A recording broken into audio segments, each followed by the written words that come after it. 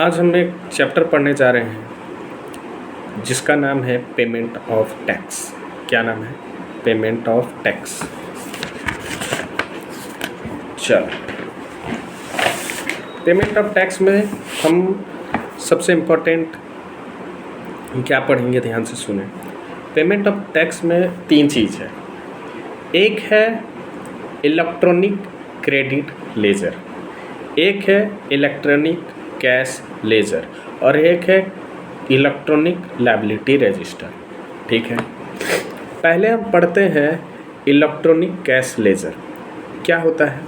Electronic cash ledger एक laser है जिसमें हम कैश में पैसे डिपॉजिट करते हैं। कैश का मतलब क्या है? बैंक से कैश कहाँ से कर सकते हैं? देखो, IMPS, UPI, net banking, RTGS, NEFT, cheque के थ्रू, ये सब सिस्टम से हम पैसे उसमें डिपॉजिट कर सकते हैं। डेबिट कार्ड, क्रेडिट कार्ड, जिसको हम डिपॉजिट करने के लिए यूज करते हैं PMT 06 चालान यूज करते हैं। ठीक है ना, PMT। ठीक है ना। अब क्या है, हम ऑनलाइन जो डिपॉजिट पैसे करेंगे इलेक्ट्रॉनिक कैश लेजर में, वो कुछ भी कर सकते हैं, 0 से लेके अनलिमिटेड कर सकते हैं। बट ओवर द काउंटर होता है जो, वो हम सिर्फ 10,000 पर चालान पर पीरियड ही डिपॉजिट कर सकते हैं। ठीक है ना बच? हाँ, मतलब चेक, DD और कैश से है तो 10,000 पर डे पर यही होता है। ठीक है, बट ये लिमिट गवर्नमेंट को नहीं लगता है। कोई ड्यूज रिकवरी हो रहा है तब नहीं लगता है, कोई इन्वेस्टिगेशन हो रहा है तब नहीं लगता है। सॉरी, ई चालान जो हम जनरेट करते हैं वो 15 दिन के लिए होता है। ठीक है ना।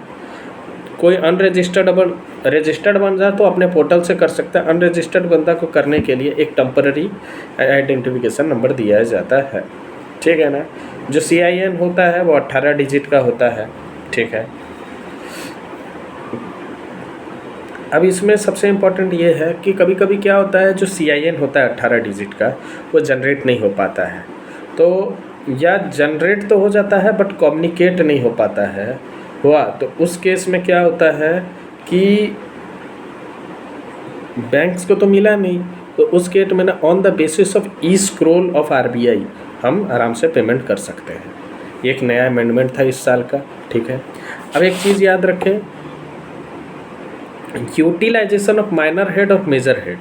ठीक है, इलेक्ट्रॉनिक कैश लेजर का बात कर रहे हैं, इलेक्ट्रॉनिक कैश लेजर के बारे में बात कर रहे हैं। क्या बात कर रहे हैं, ध्यान से सुनो। इलेक्ट्रॉनिक कैश लेजर में ये बात कर रहे हैं, PMT 09 यूज करके हम टैक्स से, एक टैक्स से दूसरे टैक्स में जा सकते हैं।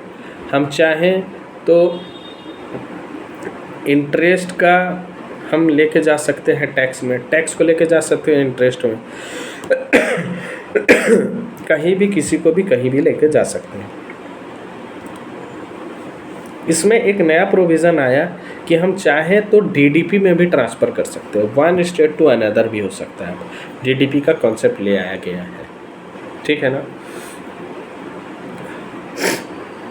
देखें, इसमें इलेक्ट्रॉनिक कैश लेजर जो है, इलेक्ट्रॉनिक कैश लेजर में एक क्रेडिट साइड होता है, एक डेबिट साइड होता है। इलेक्ट्रॉनिक क्रेडिट साइड में पैसा कहाँ से आएगा? एक तो हम डिपॉजिट करेंगे पहला। ठीक है, या हमने TDS और TCS जो 51, 52 में है उसको क्लेम किया। वो पहले तो सर्टिफिकेट होता था, वो सर्टिफिकेट का कॉन्सेप्ट हो गया, वो जहाँ जैसे डिपॉजिट होगा साथों साथ हमको दिखना चालू हो जाएगा, क्लेम करेंगे हम। ठीक है। अब वैसे ही एक चीज़ समझें कि डेबिट अमाउंट और क्रेडिट अमाउंट। ठीक,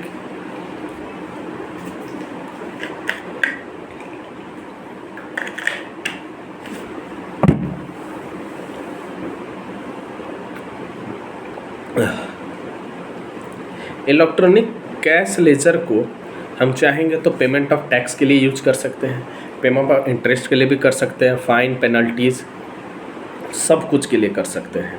ठीक है। या हम चाहें तो इलेक्ट्रॉनिक कैश लेजर का पेमेंट को 54 में रिफंड भी ले सकते हैं। ठीक, क्लियर, कोई दिक्कत नहीं हुआ। CIN का मतलब होता है चालान आइडेंटिफिकेशन नंबर होता है। BRN का मतलब होता है बैंक रेफरेंस नंबर होता है। CPIN होता है, कॉमन पोर्टल आइडेंटिफिकेशन नंबर होता है। क्लियर हो गया?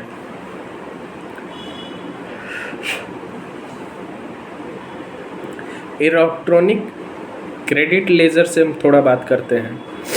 देखो, इलेक्ट्रॉनिक क्रेडिट लेजर में पैसा कहाँ से आएगा? इलेक्ट्रॉनिक क्रेडिट लेजर में पैसा आएगा अवेलमेंट ऑफ ITC से, जो सेक्शन 16 ऑफ ITC का दिया हुआ है। 6 कंडीशंस प्रूव करो, फुलफिल होने के बाद वो आएगा। अब वो सिर्फ और सिर्फ आउटपुट टैक्स लायबिलिटी के लिए यूज होता है। ठीक है। फिर manner of utilisation of ITC 88B के बारे में बात कर रहा है। 88B के बारे में क्या बात कर रहा है कि 88B के बारे में क्या बात कर रहा है? 88B में ये बोलता है IGST का पेमेंट सबसे पहले IGST फिर CGST या SGST में करो, CGST का CGST में करो फिर IGST में करो, SGST है तो SGST में करो फिर IGST में करो। ठीक है, बट क्रॉस CGST SGST नहीं होता है। क्रेडिट में कहाँ से आता है और डेबिट में कहाँ जाता है? क्रेडिट में तो सिर्फ ITC जो 2B में दिख रहा है वैसे आता है। ठीक है। यूटिलाइजेशन किस में हो सकता है? IGST में, SGST में, CGST में। ठीक है, बट सिर्फ payment of output tax liability होना चाहिए और जो प्रेस्क्राइब्ड मैनर है उसमें। अब देखें रिफंड का केस इसमें क्या आ गया। इलेक्ट्रॉनिक कैश लेजर जो है वो तो भैया आराम से डॉक्ट्रिन का अनरिचमेंट जो है वो नहीं लगता है। इलेक्ट्रॉनिक कैश लेजर कभी भी किसी भी टाइम पे निकाल सकते हैं, बट इलेक्ट्रॉनिक क्रेडिट लेजर में 2 चीज़ है। एक ITC का रिफंड लेते हैं हम, ITC का कौन कौन सा 0 रेटेड सप्लाई में लेते हैं, और दूसरा हम लेते हैं इन्वर्टेड ड्यूटी स्ट्रक्चर में लेते हैं।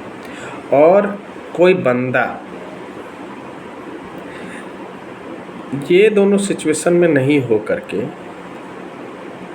एक्सपोर्ट के केस में है, पेमेंट ऑफ टैक्स किया है तो वहाँ भी मिलता है। और इलेक्ट्रॉनिक क्रेडिट लेजर में एक लिखा है registered person deposit the amount of erroneous refund sanction to him along the ये। मान लो किसी को क्रेडिट जो रिफंड क्रेडिट हो गया था, ठीक है ना, तो वो रिफंड होगा। ठीक है, shall be recredited to the electronic credit ledger. ठीक है, इसका कोई मतलब नहीं है। ठीक है, अब 86B थोड़ा पढ़ते हैं। इसका यूज इलेक्ट्रॉनिक कैश लेजर से भी होता है और इलेक्ट्रॉनिक क्रेडिट लेजर से भी होता है। ठीक है, देखें 86B में क्या बोल रहा है कि a registered person shall not use electronic credit ledger more than 99% of such tax. मतलब कोई भी बंदा डायरेक्ट सिंपल में बता दूँ, 99% आप यूज़ करो क्या, पेमेंट ऑफ टैक्स जब कर रहे हैं तो 99% इलेक्ट्रॉनिक क्रेडिट लेजर यूज़ करो और 1% कैश लेजर करो। तो 99% क्या चीज़ का? 99% ऑफ आउटपुट टैक्स लायबिलिटी और 1% ऑफ आउटपुट टैक्स लायबिलिटी, कहानी ख़त्म।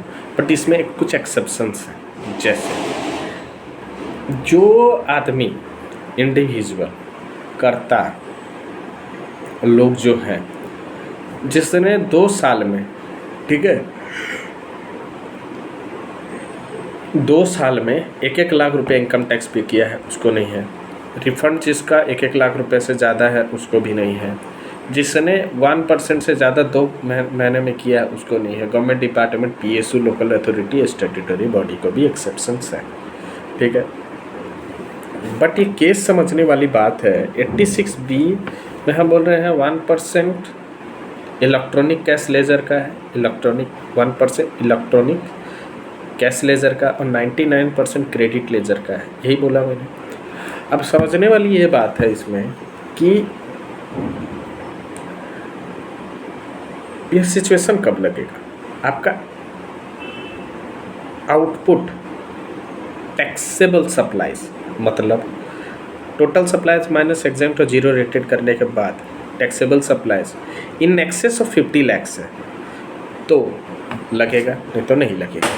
मतलब एक्सक्लूडिंग जीएसटी है, मैं बोल रहा हूँ, इंक्लूडिंग जीएसटी मत कर लेना, बता दिया मैंने, ठीक है। अब इसमें इम्पॉर्टेंट बात ये है कि एक रूल 88A था, वो बी नहीं ए, तो बी ये है, सॉरी, जो manner of utilisation of ITC है वो रूल 88A है, ठीक है। देख लेते हैं।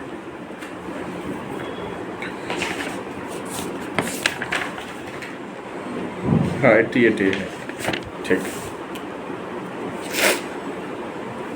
88B में क्या बोल रहा है कि आपने टाइम पे रिटर्न नहीं फाइल की, तो रिटर्न नहीं फाइल की तो जो ड्यू डेट है वहाँ से लेकर के जब तक पे करेंगे तब तक 18%, ठीक है। उसको छोड़ करके और अदर केस है तो ग्रॉस पे लग जाएगा, वहाँ तो ये है।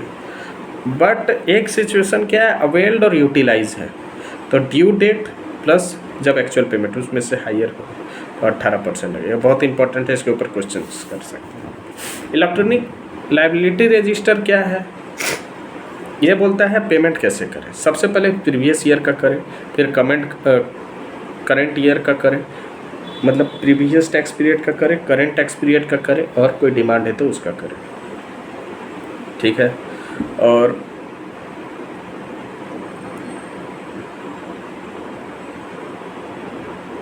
ठीक है, मोटा मोटी हमने सब बता दिया आपको, 12 मिनट में हो गया ये। तो हमने इलेक्ट्रॉनिक कैश लेजर भी पढ़ा, इलेक्ट्रॉनिक क्रेडिट लेजर भी पढ़ा, इलेक्ट्रॉनिक लायबिलिटी रजिस्टर भी पढ़ा है। Certain liabilities only to be discharge through the cash ledger, जैसे कुछ लायबिलिटी डिस्चार्ज सिर्फ कैश लेजर से होगा, जैसे TDS TCS का अमाउंट, रिवर्स चार्ज का, ठीक है, सेक्शन 10 का, और इंटरेस्ट पेनल्टी फाइन्स। ये बहुत इंपॉर्टेंट लाइन है, मैंने इसको इग्नोर किया, बट थोड़ा सा ध्यान से देखिए, ध्यान से सुने, मैं कुछ समझाना चाहता हूँ। कुछ केस ना खाली इलेक्ट्रॉनिक कैश लेजर से ही पेमेंट होगा। जैसे पहला हम जानते हैं RCM के केस में जो पेमेंट ऑफ टैक्स होता है, ITC तो हमको मिल जाएगा, बट पेमेंट ऑफ टैक्स जो है वो हमेशा payment of tax of RCM is through cash ledger. फिर हमने ये पढ़ा कि TDS और TCS, मान लो मैं गवर्नमेंट हूँ अब मेरे को ये पेमेंट करना है, तो इस सिचुएशन में TDS और TCS है और मेरे को ये पेमेंट करना है, तो भैया इलेक्ट्रॉनिक कैश लेजर से करूँगा। उसके बाद मैं कंपोजिशन स्कीम का डीलर हूँ, तो भैया ITC तो है नहीं मेरे पास, तो जो भी पेमेंट करना है वो मैं कंपोजिशन स्कीम डीलर हूँ तो इलेक्ट्रॉनिक कैश लेजर से करूँगा, और जितने भी इंटरेस्ट पेनल्टी फाइन्स जो होते हैं वो भी उसी से ही होते हैं। क्लियर है, कोई दिक्कत नहीं है। तो हमने सब पढ़ लिया। अब सी पिन क्या है, common portal identification number. CIN का मतलब क्या है, चालान आइडेंटिफिकेशन नंबर, ठीक है। BRN का मतलब है बैंक रेफरेंस नंबर, ठीक है।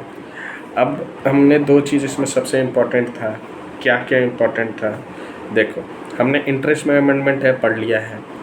उसके बाद इसमें एक स्क्रोल ऑफ बैंक RBI है, उसमें अमेंडमेंट था, पढ़ लिया। उसके बाद हमने मेजर यूटिलाइजेशन में था, तो एक कैश लेजर में जो पेमेंट इधर से उधर करते थे, अब DDP का कॉन्सेप्ट आया, वो भी हमने पढ़ लिया। अब मैं आपको ना रूल 86B पढ़ा दिया है, ए बताता हूँ। 86B तो वो 99% ऑफ, ठीक है। तो 86A में क्या बोलता है, हम चाहेंगे तो आपका ITC ब्लॉक कर सकते, इलेक्ट्रॉनिक क्रेडिट लेजर को हम ब्लॉक कर सकते हैं। और कौन ब्लॉक करेगा, कमिश्नर करेगा, ठीक है। कौन करेगा, कमिश्नर करेगा। कमिश्नर क्या बोल रहा है, ध्यान से सुने। He is reason to believe that availment is fraudulently या इनएलिजिबल थे, तो उस केस में कैसे देखें। Tax invoice where recipient is inexistent, मतलब जो रजिस्टर्ड पर्सन है, जो सप्लायर है, जिसका टैक्स इनवॉइस मेरे पास आया है, वो अवेलेबल ही नहीं है। या he is not doing business from the place declared, the place where he declare he not doing the business from the registered place. या टैक्स इनवॉइस है बट मेरे पास गुड्स एंड सर्विस नहीं आया, ठीक है। या आईटीसी अवेल तो कर लिया बट टैक्स पेड नहीं किया गया सप्लायर के थ्रू।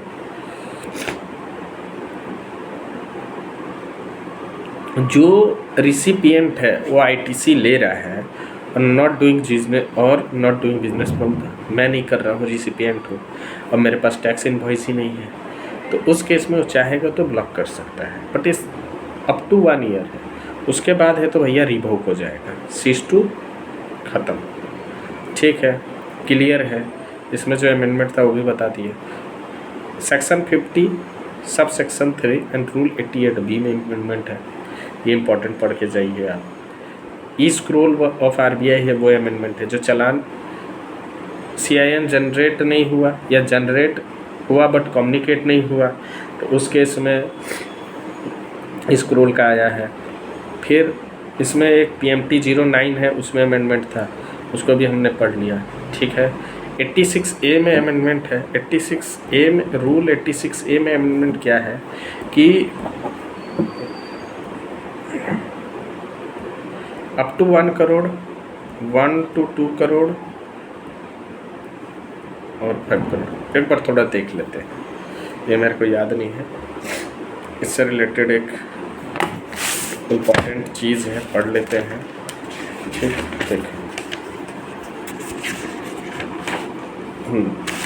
रूल 86 में 1 करोड़ या 1 करोड़ तक केस जो देखेगा, डिसअलाउ करने का पावर किसके पास है, डेबिट करने से पावर है AC और DC, असिस्टेंट कमिश्नर और DC। 1 करोड़ से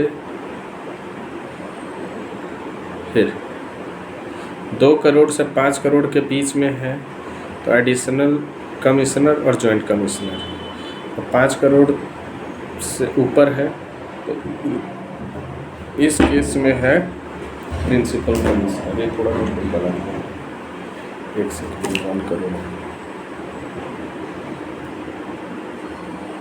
ठीक है, क्लियर हो गया। 1 करोड़ तक है तो एडिशनल 1 करोड़ तक है डिप्टी कमिश्नर और असिस्टेंट कमिश्नर। 1 करोड़ से 5 करोड़ है तो एडिशनल कमिश्नर, जॉइंट कमिश्नर, और 5 करोड़ से अबर है प्रिंसिपल कमिश्नर या कमिश्नर, ठीक है, याद रहेगा, मस्त है। जय हिंद।